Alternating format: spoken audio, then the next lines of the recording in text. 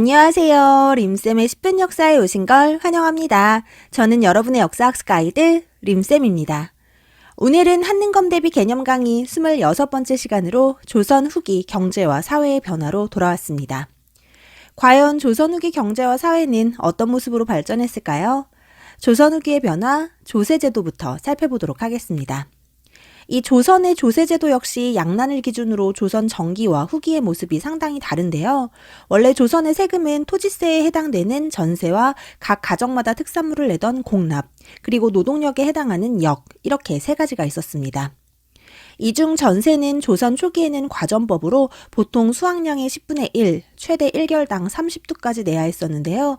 너무 세금이 과중하다 보니 세종 때 공법을 실시합니다.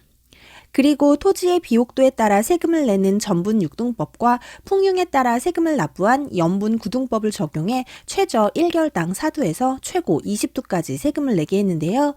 사실 이 세종의 공법은 너무 복잡해요. 그래서 점차 최저세율을 적용해 1결당 4두를 징수하는 것이 관행으로 자리 잡게 되는데요. 결국 인조 때 전세를 1결당 4두로 고정하는 영정법이 만들어지게 됩니다. 그리고 공납의 변화, 공납이란 건 집집마다 그 지역의 특산물을 내게 하는 제도라고 했었죠. 백성들을 상당히 힘들게 하는 제도라고 말씀드렸었는데요. 이 특산물이라는 게 시간이 지날수록 구하기도 어렵고 어찌저찌 어렵게 구해서 관아에 내려고 하면 개인이 가져온 상품은 받아주지 않는 거예요.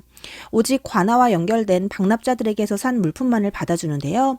이때 박납자들이 특산물에 엄청난 가격을 붙이고 횡포를 부리기 시작합니다. 이것이 바로 박납의 폐단인데요. 이에 백성들의 삶의 무게는 이루 말할 수 없이 무거워졌습니다. 그래서 이러한 공납을 폐지하고 대신 지주들에게 토지세를 내게 한 대동법을 실시하는데요. 이 대동법을 실시한 왕 기억나시죠? 바로 광해군이었습니다. 광해군은 땅 있는 지주들에게 토지세로 1결당 12두를 내게 했는데요. 쌀 대신 옷감이나 동전으로 세금을 받기도 했습니다. 이러한 대동법은 처음에는 경기도에 한해서만 시행됐고요. 전국으로 확산되는데 무려 100년이라는 시간이 걸렸습니다. 이는 땅 가진 기득권들의 반대가 만만치 않았기 때문이었는데요. 이 대동법의 확대 실시를 위해 평생을 노력한 인물이 있습니다. 바로 김육이라는 인물인데요. 같이 잘 기억해 두세요. 이러한 대동법의 시행은 많은 것을 변화시켰는데요. 기존에는 왕실의 전국 각지의 특산물이 올라오니 따로 물건을 구매할 필요가 없었습니다. 하지만 대동법의 실시 후 왕실에서 필요한 물품을 직접 구매해야 했는데요. 이때 왕실에 필요한 물품을 조달하는 공인이 등장하고요. 이 공인으로 인해 조선 후기 상품화폐의 경제가 크게 발달합니다. 마지막으로 역의 개편인데요. 역은 크게 군역과 요역으로 나눌 수 있습니다. 군역은 군대에 가는 거고 요역은 성곽이나 궁궐을 지을 때 제공되는 노동력을 말합니다. 그런데 조선 전기에는 전쟁이 없었잖아요. 그래서 군인들이 요역을 대신하는 군역의 요역화 현상이 일어나고요. 군역이 문란해지며 다른 사람들에게 대신 군역을 부담하게 하는 대립제와 국가에 포를 내고 군대를 면제받는 방군수포제가 등장하게 됩니다. 이때 국가에 군역 대신 내야 하는 포는 1년에 2필이었는데요. 조선 후기 들어 이를 1년에 1필로 감면해줍니다. 이를 균역법이라고 하는데요. 균역법 기억나시나요? 지난 시간 영조의 업적에서 언급했었는데요. 이러한 균역법을 실시한 왕은 바로 영조였습니다. 이러한 파격적인 50% 세금 감면으로 백성들은 숨통이 좀 트였지만요. 균역법으로 거치는 세금의 양이 줄어든 건 사실입니다. 이에 영조는 국가의 재정을 확충하기 위해 어장세, 염세, 선박세 등을 부과하고요. 결작이라는 이름으로 1결당 2두씩 토지세를 내게 했습니다. 이렇게 변화된 조선의 수치제도에 대해 알아봤는데요. 다음으로는 농촌사회의 변화입니다. 먼저 농업에서 주목하셔야 할 건 바로 이양법입니다. 이 이양법이 바로 모내기법인데요. 기존의 조선 전기에는 벼농사를 할 때 벽실을 땅에 직접 뿌려 경작하는 직파법을 사용했습니다. 물론 이때도 이양법을 알고는 있었지만 남부 일부 지역에서만 활용했었는데요. 조선 후기 들어 이양법이 전국적으로 확산되기 시작합니다. 이러한 이양법은 기존의 직파법에 비해 노동력은 5분의 1로 절감되고 수확량은 5배로 증가하는 놀라운 결과를 낳았으며 이로 인해 벼와 보리의 이모작 역시 가능해졌습니다. 한편 밭농사 역시 발달했는데요. 조선 후기 들어서는 상품작물 재배가 보다 활발해졌습니다. 이러한 상품작물에는 담배와 인삼, 면화 등이 있겠네요. 이처럼 농업기술의 발달은 조선 사회에 많은 변화를 가져왔는데요. 지대를 내는 방법도 타조법에서 도조법으로 변화합니다.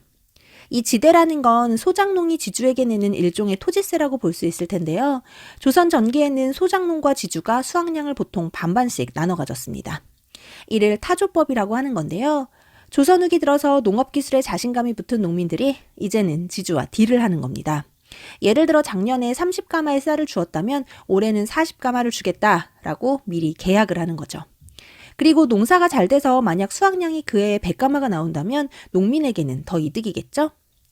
이처럼 농업기술의 발전은 소작농과 지주의 관계도 계약 관계로 발전시켰네요. 변화된 모습은 이뿐만이 아닌데요. 농업 생산량이 많아지면서 땅을 가지고 있던 일부 농민들은 부자농부, 즉 부농으로 성장하게 됩니다. 그리고 이렇게 농사를 지어 이윤이 남기 시작하자 사람들은 자연스레 시장을 통해 상품 거래를 하게 되고 이는 상업의 발달로 이어지게 됩니다. 또 대동법의 시행으로 출현한 공인은 왕실의 물자를 조달하는 역할을 하게 되는데요. 이들의 활발한 활동은 조선 후기 상공업을 크게 발달시켰습니다. 또한 정조가 금난정권을 폐지하잖아요. 금난정권이란 시전상인이 가지고 있던 특권으로 난전을 금할 수 있는 권리였고요. 난전은 노점상이라고 보시면 됩니다. 이 금난정권의 폐지는 자유로운 상업활동을 가능하게 했죠. 이러한 상업의 발달로 사상이 출현하기 시작하는데요. 한강의 경강상인, 개성의 송상, 의주의 만상, 동래의 내상이 유명합니다. 특히 이 개성의 송상은 인삼을 재배하고 유통하며 성장하는데요. 이들은 막강한 자본력을 가지고 전국적으로 송방이라는 지점도 가지고 있었습니다. 이 당시 송상은 정말 돈을 많이 벌었는데요. 큰 상인 집단이라 하여 거상이라고 부르기도 하죠. 또 일부 사상들은 공인들과 함께 도고로 성장하기도 했는데요. 도고란 상품을 매점매석해 상품의 가격을 상승시키고 매매 조작을 하던 상인들을 말합니다. 쉽게 말해 시장의 물건을 모두 싹쓸이해서 필요한 사람들에게 비싸게 판 겁니다. 한편 상업의 발달로 장시 역시 그 기능이 크게 확대됐는데요. 장시란 물건을 사고 파는 시장을 말합니다. 이 시기 대표적인 장시에는 송파장과 강경장, 원산장 등이 있고요. 이 장시에서 활발하게 활동하던 상인들은 보부상인데요. 이 보부상들은 국가의 보호를 받기도 했습니다. 그리고 주로 배를 이용해서 상업활동을 하는 경강상인과 같은 선상들로 인해 포구 역시 발달했는데요. 포구에서 상품을 중개하고 숙박업을 운영하는 객주와 여각도 함께 성장했습니다. 그리고 이렇게 활발한 상업활동이 이루어지려면 더 이상 현물 거래는 무리겠죠? 드디어 화폐가 활발하게 유통되기 시작하는데요. 숙종 때 발행한 상평통보가 대표적이고요. 이렇게 화폐가 가치가 생기기 시작하자 사람들은 창고에 쌀 대신 화폐를 쌓아두기 시작했고 이로 인해 전황이라는 현상이 발생하기도 했습니다. 전황이란 화폐가 부족한 현상을 말하고요. 이러한 전황으로 인해 화폐 가치는 올라가고 물가는 떨어지는 상황이 연출되기도 했습니다. 한편 이렇게 국내에서 상업이 발달하면서 국제무역도 활발해지는데요. 이러한 국제무역에는 공식무역인 개시와 사무역인 후시가 있습니다. 특히 청과의 개시가 활발하게 이루어지던 지역으로는 국경지대인 경원과 회령, 중강 등이 있고요. 후시는 책문에서 이루어졌습니다. 또한 일본과의 교역은 개시나 후시 모두 동래에서 이루어졌습니다. 또 이때 활동한 상인들로는 의주의 만상과 동래의 내상, 개성의 송상 등이 있는데요. 만상은 대청무역으로 활발히 활동하고요. 대일무역에서는 내상이, 중개무역으로는 송상이 활발하게 활동했다는 것도 알아두시면 좋겠죠? 또 조선 후기에는 수공업과 광업도 크게 발달하기 시작하는데요. 기존의 관청수공업이 쇠퇴합니다. 조선 전기에는 국가에서 장인을 관청에 소속시켜 필요한 물품을 만들게 했었는데요. 조선 후기부터는 점차 민영수공업이 발달하기 시작한 겁니다. 이러한 민영수공업은 처음에는 선대제의 형태를 띠는데요. 선대제란 선주문, 후 제작을 뜻합니다. 즉 주문받은 양만큼만 만들어준 건데요. 이렇게 하면 아무래도 물건을 주문한 상인이 갑이고 수공업자가 을이 됩니다. 하지만 시간이 지나면서 점차 독자적으로 상품을 제작해 판매하는 독립수공업자들이 등장하는데요. 이로 인해 전문 수공업자 마을이 형성되기도 했습니다. 이렇게 수공업이 발달하자 상품의 원료가 되는 광물의 수요가 급증하는데요. 이는 광업의 발달을 불러옵니다. 조선 전기에는 광산채굴을 국가에서 주도해 부역의 형태로 운영했습니다만 점차 관리가 어려워지자 정부는 민간에게 채굴을 허용하고 그에 따라 세금을 내게 했습니다. 이를 설점 수세제라고 하는데요. 이로 인해 보다 활발한 광산 개발이 이루어졌겠죠? 하지만 이러한 광산 개발에 사람들이 너무 몰리는 거예요. 그래서 국가에서 이를 금지하는 지경에 이르게 되는데요. 결국 몰래 광산을 채굴하는 잠채가 성행하기도 합니다. 한편 돈 많은 상인들에게 투자를 받아 광산을 경영하는 전문 경영인도 등장하는데요. 이들을 덕대라고 합니다. 이렇게 투자자의 돈으로 노동자를 고용하여 광산을 운영하는 덕대의 모습은 지금의 CEO와 비슷하죠? 이렇게 점점 자본주의 사회를 향해 변화하고 있는 조선 후기. 그렇다면 이 시기 사회 모습은 어땠을까요? 먼저 기존의 신분제도가 흔들리기 시작합니다. 원래 조선의 신분제도는 양반과 중인, 상민, 그리고 천민으로 이루어져 있는데요. 양반과 중인이 지배층이고 상민과 천민이 피지배층인 신분 간의 이동이 금지되어 있는 폐쇄적인 피라미드 구조였습니다. 그런데 이러한 신분제가 변화하기 시작합니다. 대다수가 농민이었던 상민들의 집단이 꿈틀대기 시작한 건데요. 앞서 말씀드렸던 모내기법의 발달로 분홍이 성장하기 시작하면서 이들은 양반이 되길 꿈꾸게 됩니다. 마침 양난 이후 국가는 재정이 부족하고 돈이 많아진 분홍들은 자신의 신분을 업그레이드하고 싶어하니 서로에게 윈윈이 되는 방법을 찾게 된 거죠. 바로 납속책과 공명첩인데요. 납속책은 정부가 부족한 재정을 확충하기 위해 일정량의 돈을 받고 벼슬을 준 시책입니다. 벼슬을 얻은 분홍들은 양반이 될 수 있었겠죠? 그리고 공명첩은 명예직 벼슬 임명장인데요. 이 또한 곡물이나 돈을 내고 살 수 있었습니다. 이 공명첩의 이름란은 비워져 있어요. 그러니 이를 구입한 후 자신의 이름을 적으면 나도 양반. 이렇게 돈만 있으면 양반이 될 수 있는 세상이 되자 양반의 수가 급증하기 시작합니다. 또 대다수가 노비인 천민계급도 꿈틀거리기 시작하는데요.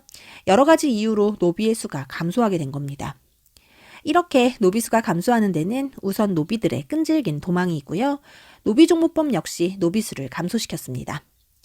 노비종모법이란 어머니의 신분을 따라가게 하는 제도로 원래 부모 중 한쪽이 노비면 그 자식은 무조건 노비였거든요. 그런데 이렇게 하다 보니 노비가 너무 많아져서 어머니가 노비인 경우에만 노비가 되게 한 겁니다. 국가가 이렇게 노비종모법을 실시한 건 군역 대상자를 확보하기 위함이었습니다. 사실 노비들은 군역에 의무가 없거든요. 또 순조 때는 아예 공노비를 해방하는데요. 이러한 공노비의 해방은 상민의 수를 늘리기 위함이었습니다.